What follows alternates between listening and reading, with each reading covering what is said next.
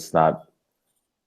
Welcome to episode number 2 of The Word. And this is actually, this is the first, this is like the whenever live TV was invented, because we actually have video now. This is a big deal, I think. Is Rich still with me? I'm right here, James. We have put together, there's one thing that I can say about this show is we are one of the sports podcasts, and there's not that many of those out there. So really, this is like very unique. Like 2 million, 3 million. At a couple of guys that went to college together that like sports, talking about it, recording it, and putting it on the internet. That doesn't happen very often. So you're a Not part just of sports, but news and stuff also. and news and stuff. That's what sets us apart. So welcome to episode 2. I'm James Mundia alongside Richard Bruce Wayne Abernathy. We've got a. Can that be one of our things where you just come up with the new elongated name for me every week? I thought that was a thing. I mean, I know it was on the OG Word, which I believe, it was called The Word. So yeah, we're gonna go with it. We'll take viewer suggestions. Season 11 of The Word. Yeah, I mean, we're like next to Survivor, Cops, and The Simpsons. We're the longest running TV show ever. So, or I guess we're not really a TV show. It's pretty good company. Goals. Cops is the greatest reality show. What is TV, anyways? It's totally a relative concept now, as we're proving right now. So today on the show, we've got Super Bowl predictions. A lot of bold statements about the Super Bowl. But the boldest, I have 2 bold statements for today. Normally we get 1.5. That's the rule for the Word podcast. I have 2 bold statements that we'll get into. One of them pertains to the Super Bowl. The other one pertains to the cinema. We'll talk about Blake Griffin and the cinema of the absurd that's happening in Los Angeles. We've also got P Diddy is, of course, really active in politics these days. Everybody knows about P Diddy's super PAC. If I were really, really witty, I would have had something already made up for that. What would P Diddy's super PAC be called? Something with Biggie. We'll workshop that. And yes, my second bold statement, but we'll get to that towards the end, having to do with the newest Star Wars movie, which we actually, for some reason, I can't believe we didn't talk about this last week, because I'm kind of surprised too. It was the first time that we broadcasted together in at least a couple years. So you figured Star Wars. We had a lot to catch up on. We couldn't get to everything in 1 week. That's true, and it's actually the same for tonight's show, because I'm actually at the office right now. So I'm keeping my eye on the clock. I've got a timer, so we're gonna be the opposite of what your boss is watching the show right now. How amazing would that be? I guess, I mean, it is live, and it's on. Well, I accomplished something amazing today, which is I got the Word podcast off of my personal YouTube and Google Hangout page onto the Word page. So I guess it's not technically under my name anymore, but that would be great if I have like it's under our bosses. name. It's like a house or a car. We have both of our names are on the lean. Don't ever co-sign for a podcast. It's not a good investment. So no matter how close you are with your cousin, don't co-sign on that. Just don't do it. Trust us, America. I bought a house with my brother-in-law, and now me and his brother are divorced. Okay, so let's talk about the Super Bowl here. Let's talk predictions. Let's talk. Well, the really important part of the Super Bowl is, of course, the halftime show, which we'll get to later. But let's talk about the game, because I guess the game is, it's happening, and I guess we have to discuss that. I'm taking a look at some show notes here. You have some. I would say what you're calling for here. I'll let you expound if that's a word on it. It is. I don't know if it's the right word, but it's a word. It is a word, I think. But it definitely is. Okay. So I'm going to let you expound on your predictions here, because this kind of caught me by surprise reviewing the show notes online today. I have to be honest. Not the prediction itself, but the degree of confidence that you put that forward with. But what is your take? Yeah, I think it's going to be a low-scoring game, honestly. Mhm. I know Panthers are the highest-scoring offensive team in the NFL this season, but so many times we've seen in the playoffs and Super Bowls where great defenses and great offenses come together. The defense usually helps dictate the flow of the game. Not that the best defense always wins, but you're less likely to see a shootout. And I think especially with the break, the extra week off messes with some timing a little bit. Then you've got the longer halftime show so that Chris Martin can do his thing. We'll get to that later. But it just sort of sometimes the lights go out, things happen. Yeah. And you don't get that normal flow that everybody's used to. And I think especially in the first half, it's going to be a little slow. It's going to be pretty low scoring.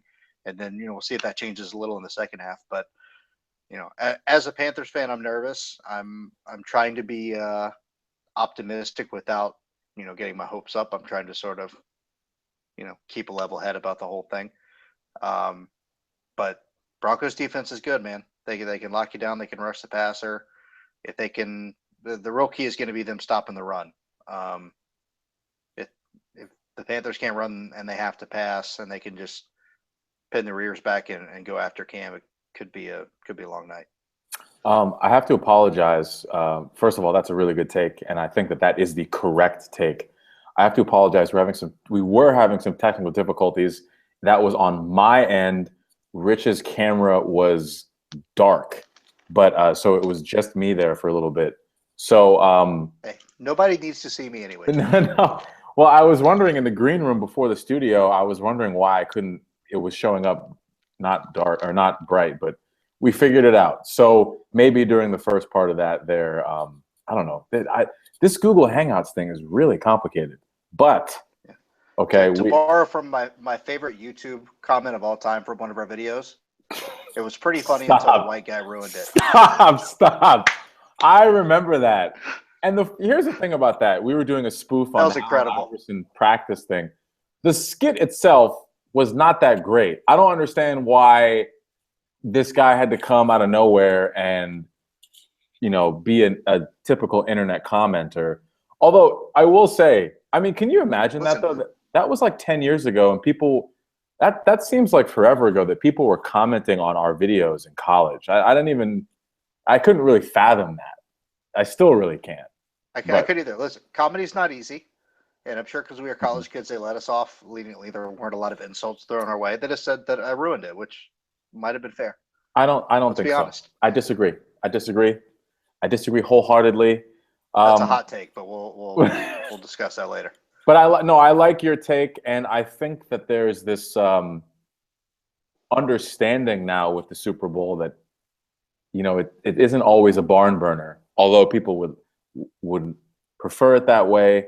And I think the perspective that you have on it is correct, that it's with the week off, with the spectacle of the game itself, that it might kind of have a neutralizing force, which might not make for the most entertaining game, but still important nonetheless, but not as important as the halftime show, which they have been hyping up for months now. And that's not an exaggeration. And here's the thing. Okay, Chris Martin, Rihanna, it's actually a very interesting pairing, I guess. But, yeah, I've heard Beyonce might be making an appearance. Oh, I've heard some rumors. Wow. Well, I love surprise appearances at the Super Bowl halftime show, which leads me By the way, go ahead. If Beyonce is there and he doesn't do a matchup with Jay-Z, I'm going to be pissed. I'm throwing it out there. And as I understand it, hold on. Actually, we just solved it, because Pepsi is a big sponsor of the halftime show itself. Mm-hmm. And Pepsi and Beyonce that's a big partnership there. It's a big sponsorship. So you just figured it out. See, this is why Everybody the American Queen Bey. Well, I actually don't. She bores me to tears. I will throw that out there right now. Boring. Agree to disagree. She's attractive. I'm not going to sit here I'm not going to be ridiculous and say, oh yeah, whatever. No, she's attractive. She doesn't really do it for me, I obviously, if she came over and said, look, why don't we just hit that Panera down the street? Of course I would. But Let's Love and Basketball, grab some Cold Stone. All my classic lines, none of which I think I've actually ever executed on. But that's neither here nor there. That's for the Romance Podcast, following the word at 10:30 Eastern. But no, I Not just broadcast anywhere. yeah, it does. You can't broadcast nothing. So I think she bores me, and I know that I could end up getting death threats because of this, but whatever. But I will say that yeah, they are partners. So that you just solved it. You solved the mystery of who the guest appearance will be. But what I wanted to get at was all this talk about the Super Bowl. Oh, the halftime show, and it's going to be great with Chris Martin, Beyonce, and now Chris Martin, Rihanna, and now Beyonce, obviously. There is only one Super Bowl halftime show worth talking about. And for the viewers, Rich and I have not talked about this.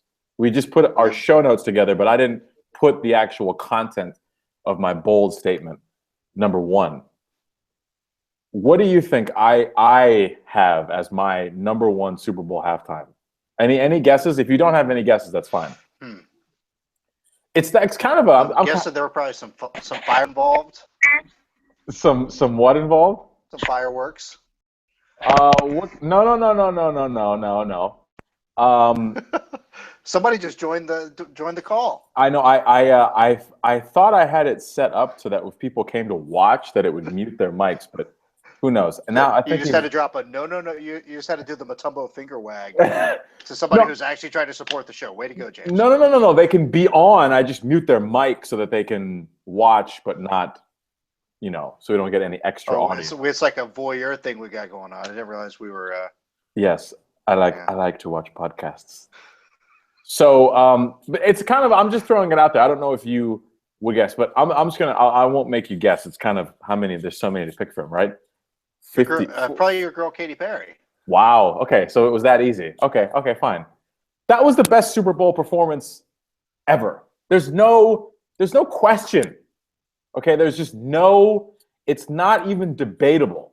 Prince was pretty good. Don't sleep on Prince. But you know what I liked about Prince? I think you're right, because I believe Prince wasn't he the follow-up to the nipple incident. I think it was a couple years after that. Okay, because I think the year after the nipple incident, they said we have to really tone this down. And I think they had like Paul McCartney. Yeah, it was like Barney or the Teletubbies or something that year. Really tame. Prince was good, and I also thought it was good because I never would have expected Prince to do a Super Bowl halftime show if he hasn't done one already. I didn't think. I think he was within like the last 5 years or so. I think they all kind of run together. I normally don't care about the halftime show. It's usually a break for me to go grab some food or do something, or just it's a half hour. Like I can't stay invested for that long. Right. Usually I'm trying to figure out how many of my prop bets that I placed in the first half lost. So I got to figure out what to do for the second half. So I'm using that time to lose more money rather than just enjoying some entertainment. But yeah, I don't know if I have a favorite all time. But that was pretty cool, man. I mean, the guy is just uber talented. Is not a guy you would necessarily peg to be a halftime act. I don't think it's not who immediately comes to my mind. Mm-hmm. But I thought it was great. Loved it. Interesting. Okay. While we're talking about Beyonce, because Beyonce did it the year before Katy Perry, there's just no competition. It's just ridiculous. And I was on the dip, as Seth Godin would call it, on Katy Perry, and that brought it right back up. She's back up there, people, at least for me. So was Beyonce the Ravens-Niners Super Bowl when the lights went out in the second half? I believe like 3 years ago. Maybe it wasn't right before Katy Perry. If that was the year, it wasn't Katy Perry, which is kind of ridiculous that we're cataloging Super Bowls by their halftime shows. But I guess that's just kind of. I'm just trying to place it again. I don't really pay that much attention. Mm-hmm. Okay. For the viewers, I feel like we owe it to them to try to get them some context. Yeah, we should probably do this kind of research before the show starts. No, absolutely not. That would be way too professional. Forte. This is not what the people want. This is not what they're used to. It's not. No, you're. If we give it to them 1 week, we're gonna have to do it every week, and they're gonna get used to it. That could be a problem. I mean, the fact that they're getting 2 podcasts in 2 weeks in a row. I mean, with video. Yeah, with video. At least we had. Not really video last week. Yeah, well, but it was video available on a video format. And then this week we had video once I figured out how to turn your camera on. So really, we're right on track for an Emmy. This is good. Can you get an Emmy for a podcast or a Grammy? No, I think they have separate like Webby Awards or something like that. Okay, that's what we're shooting for. I'm going to put that in the bucket list for the show. So moving on. So how soon will Blake Griffin be not a Clipper? That's a great question. The fact that it's a question is ridiculous to me. I mean, let me preface it with this: if it's a purely basketball decision, then I get it. You got to always try to improve your team. There have been, the Clippers have not quite made that next step over the last couple of years. They seem to have plateaued. They don't really have any cap space. They don't really have any future assets. Really, the only way for them to do something to improve their team fundamentally moving forward is to trade one of their big pieces. And given his age and talent level, Blake is probably would get the best haul in return. But the fact that it wasn't really a thought or a conversation point until the last week kind of makes you think it's not a good idea. Look, clearly he did something that he shouldn't have done. I understand if it's a team chemistry and they have to do something to address that, but it seems like an isolated incident. And it seems like he and the guy were friends. Something went too far. He was in a bad mood. Maybe they had a couple extra glasses of wine at dinner. I don't know. But things happen. And as long as it's not a problem moving forward and is not symptomatic of a larger issue, that trading him because of that would be one of the dumbest things in recent memory, in my opinion. Yeah. Is Blake Griffin, I mean, the guy does Kia commercials. Is he the type of guy that's going to be popping off outside of restaurants like this frequently? I just don't. Maybe I'm just taking a very carefully maintained public image too seriously, but I don't view this as something that's like, oh, we got to get rid of this guy. It's not a weapons charge. It's not, he didn't shoot himself in the foot or anybody else. That's kind of my point is guys run into legal issues or have other problems that, in my opinion, are far more serious than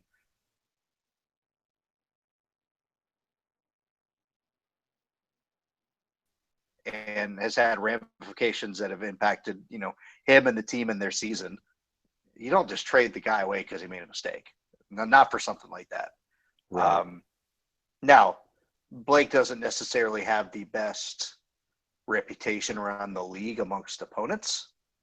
It seems like so rampant. that team as a whole seems to, whether it's with the officials or chirp it at opposing teams, it seems like there's always some drama with them, but it's on the court. It's not that he's a bad guy. It's just that maybe he doesn't handle himself in a way that people always respect. And in Blake's defense, I think there's a little bit of a Shaq thing with him where he's so physically dominant and imposing and special and can do things that other guys can't do that it's hard to stop him. And sometimes you have to foul him hard, or you have to take a cheap shot, or you have to you have to do things that you don't have to do to other guys. And I think sometimes he doesn't necessarily respond to that in the most positive way, but I don't know that I would either. So again, this is not a guy who has a reputation of being a bad guy, so to speak. Yeah, I couldn't agree more. It's just I talk in the intro. I said the theater of the absurd. I mean, it's like everything has to be something. We have to just blow things up. It doesn't really seem like it's that. It seems isolated, like you said, and I would hope that it doesn't jeopardize what seems to be a good thing. But at the same time, we're talking about a professional sports organization, so anything's possible. Yeah. You never know. And again, if it's a move that actually really improves the team and it's just sort of coincidental that it started happening around this time, then I understand it, that you got to do what you got to do. Yeah. But if the thought is let's get him out of town, let's not make our team better, let's just remove the distraction, which I don't think they're going to do, to be clear. But there seems to be that talking point that I've seen a couple places and done fairly eloquently. Zach Lowe had a good article, and it tend to sort of veer more in the basketball direction rather than the, as a removing the distraction direction. So you always got to do what you got to do, but does always seem to be a rush to overreact to things like this, and then we sort of slide under the rug and downplay real actual criminal activity and act like that doesn't matter. So the hypocrisy doesn't really seem to make sense to me. So don't overreact. Don't trade your franchise guy just because there's a little incident. We're gonna switch gears from sports here for a little bit because we're running a little bit short. News or stuff? Where are we going? We're going stuff.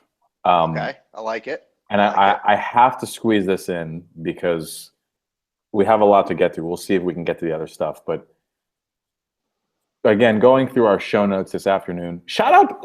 Hold on. This is actually a segment that we need to do.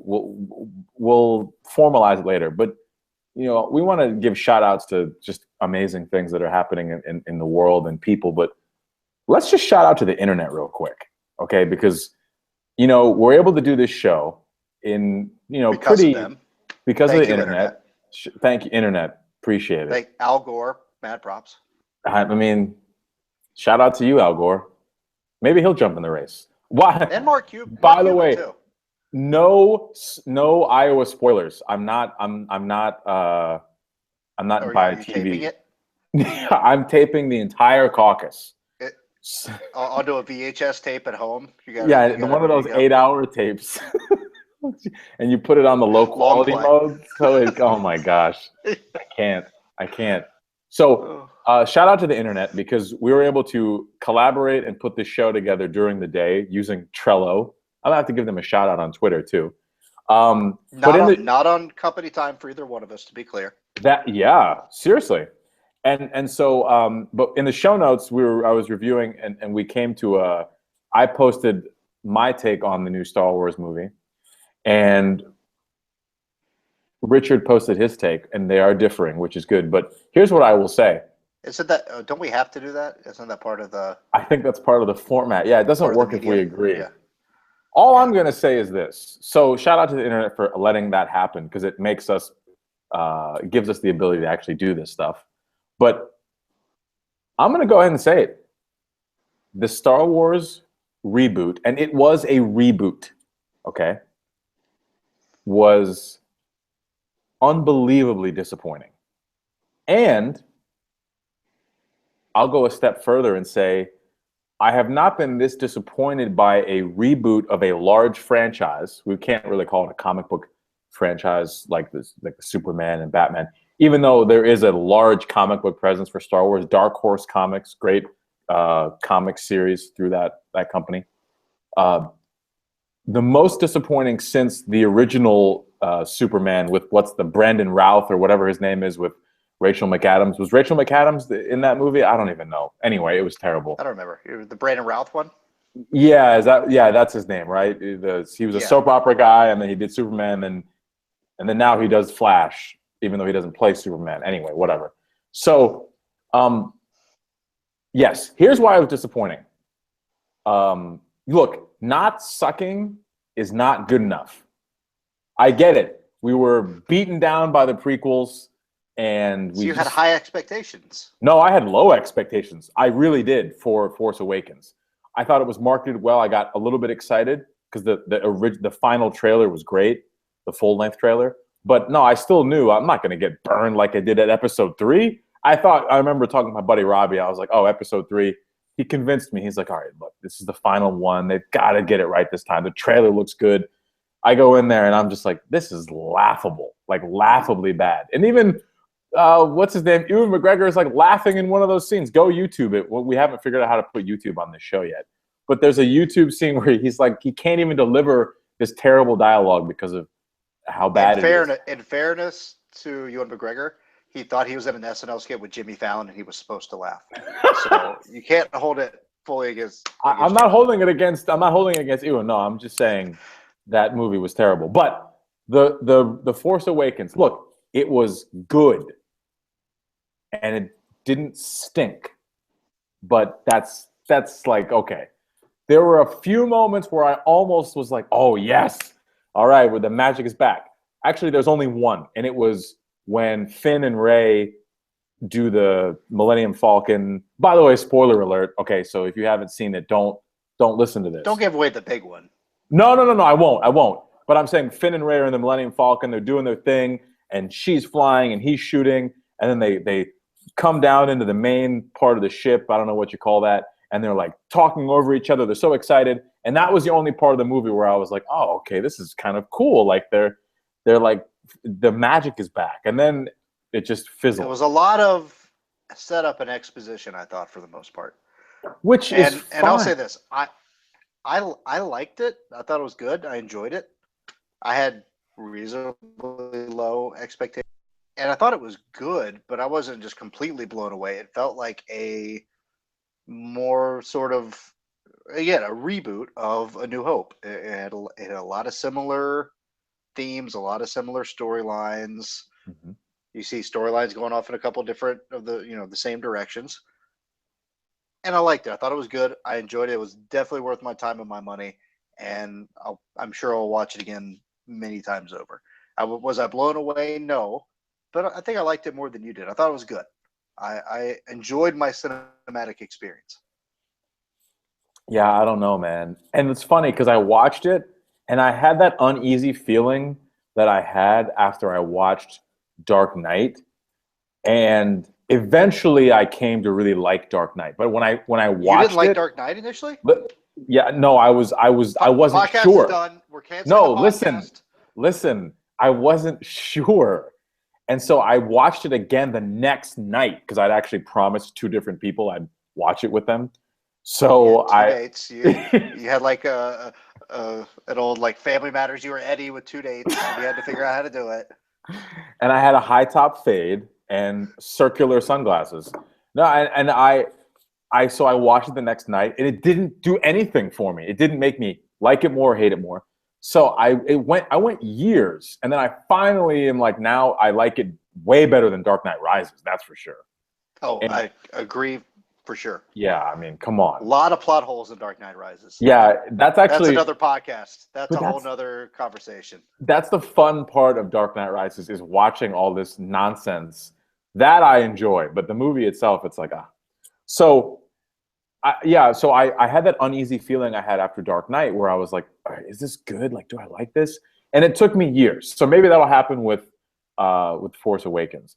But I don't know. I was disappointed. I think and let me say one last thing. And this is a little spoilery, but it's not major spoilery. Finn, and I'm not just saying this because him and I are both dark-skinned, shorter guys. Finn got screwed. Yeah, that's where I thought you were going with that. Finn got screwed because he brings the entire fleet to save Rey and, of course, to destroy Starkiller Base. And all he gets is a hug and a kiss on the forehead while he's unconscious? I mean... Well, you didn't stay after the credits. They had The Force Awakens After Dark, and Rey did all right. Liz, is that anything like BET After Dark? Stop. Oh, wow. I'm sort of, and on a similar sort of side note, my one kind of critique of the movie was they sort of went from perfect strangers to like best friends and like with no real up and down, no real development. It just sort of happened. And look, if he was sweating her, I get it, but it seemed to be a mutual like we're in this together type of thing. But I didn't feel like that development was necessarily earned by what they had been through together. See, and this is exactly what I'm saying. That's why the scene when they destroy the TIE fighters and on the Jakku scene flying through the old Star Destroyer, and they come back, he climbs down from the weapons bay or whatever, and she comes out of the cockpit, and they're coming together talking. That, to me, they didn't have enough of that. And so you have these people, and then they go and they get captured by those smugglers, and there's those squid creatures capturing them, and they go through that, and they just rush through this whole like, oh yeah, I saved you, and now that was cool. And it's what? No, you're exactly right, and that's what I don't understand. And I talked about it with a friend at work. I think there's a lot on the cutting room floor, I was just saying, particularly it seems with like they those cut two. like 15 minutes out, and it was all bad. Yeah, at least I hope that was the case. and I don't know. Like I said, I thought that he got screwed in the movie as a character, but I also think as an actor, because you saw some real flashes from him where my brother and I were talking about it. It was like, they gave him some really fun stuff to do in that movie. The only person that might have had a little bit more fun, of course, Harrison Ford, because that's he just kind of brings that to anything he does, particularly something that is a legacy kind of project.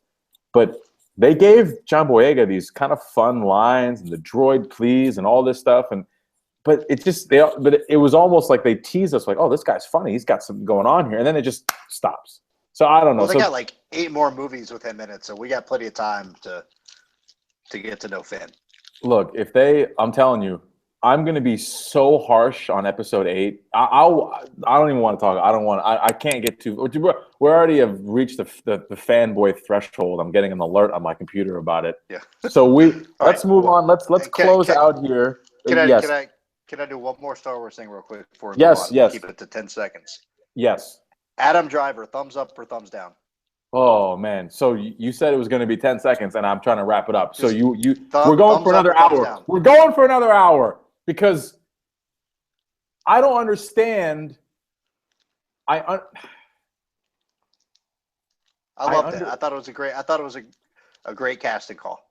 The only problem is, and this is the issue with, I think, modern day entertainment, is that we're so exposed to people. So I am so exposed to him on Girls, and I've never watched Girls. That's why I can't even. It's like we're speaking 2 different languages here, because watching him on Girls and how that show, first of all, nosedove basically from season 2 to now the final season, and his character there too. It's just I just can't. So I'm gonna say thumbs here. I don't have, because I think he's obviously talented and he should go places. He will. Obviously, he's in the biggest movie franchise of all time now.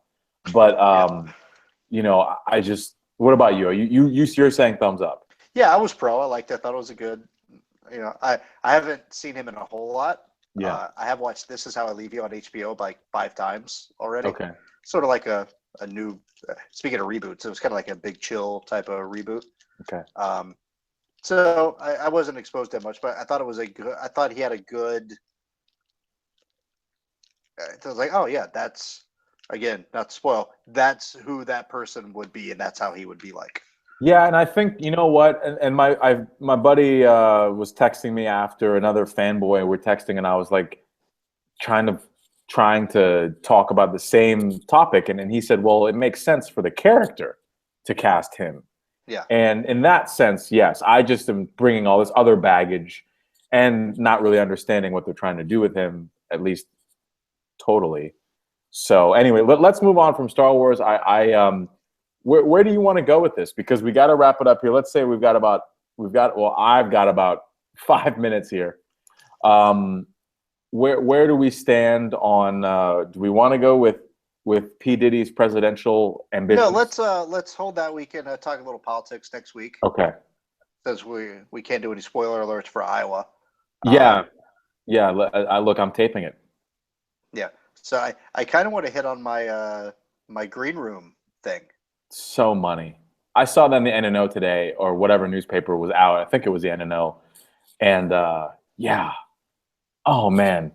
By the way, college sports is out of control. Did you see this thing about Tom Brady and Derek Jeter going to the Michigan signing day? No. Oh my gosh, man. I missed that. No, they're going to be at signing day. It's going to be a whole event. And that to me is just like, we're going to bring these professional athletes who you aspire to be. We're going to bring them to signing day to get you hype to go to college. And I think it ties into the green room thing. Not only that, but that's okay but providing some form of financial assistance so you can eat and have an apartment is not okay. But we can pull out all the stops to bring, celebrities in to get people to go here. But once you're here, you're sorry, you're on your own. Right. Just don't get it. But that's not the main point. That's not where we're going. Okay. For those of you that don't know, ESPN started running its sort of promos for college basketball, talking about their green room guys, which is, guys who are figured to go pretty high in the NBA draft. I love the NBA. I love college basketball. I love basketball in general. It's probably my favorite sport. But come on. Yeah. I mean, some of these guys have been on campus for 4 months, 5 months tops.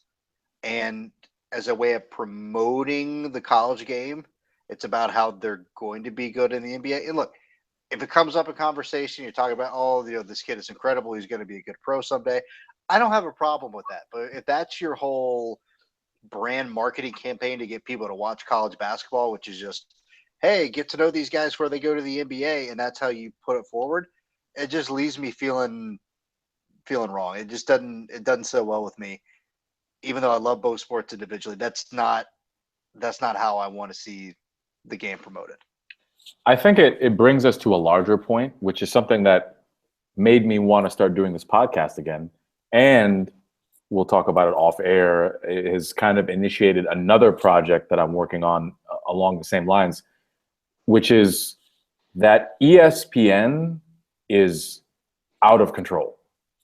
Like, let's just say we live in a world where we view news organizations as having some kind of ultimate goal. So we can say you have MSNBC and you have Fox News. Okay. I think ESPN trumps the both of those in terms of their vision for what they want to achieve and how they get there. I mean, I guess it's kind of hard to trump Fox News in that perspective. And that's not a slight on Fox News. What they've done, how they execute on their, admitted mission statement is pretty effective and I think impressive, regardless of whether you agree with it or not.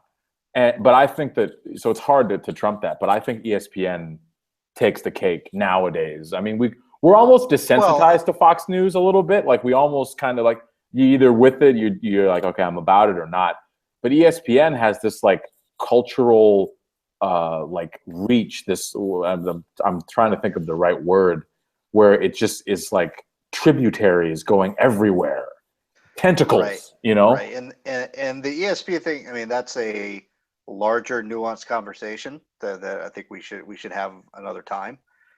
But the one thing you have to remember is it's always about promoting what you have and what's on your network. And in an era where everything is so fragmented, where you have so many options for entertainment, and people can get their news, their info, their video, their talking heads, including us, all these different places. You have to just constantly beat people over the head with, hey, we have this, hey, we have this, hey, we have this, hey, we have this, hey, this is live. We have, they have the NBA draft, they have college basketball. There's a synergy there. It makes sense to tie those two things together and to try to get whatever audience you can from a financial standpoint. So I don't necessarily begrudge them doing it, trying to promote what they have. I mean, from a business standpoint, it makes sense. But as a fan of the game, as somewhat of a college basketball purist and somebody who would like to see kids go to college for 2 years before they go to the NBA for the good of the game, I just don't like it. And I don't necessarily think there's anything evil or wrong. Roy Williams might disagree and has said so publicly. Yeah. But it leaves me feeling cold and I feel a little bit dirty as a fan of college basketball and the NBA. I like it.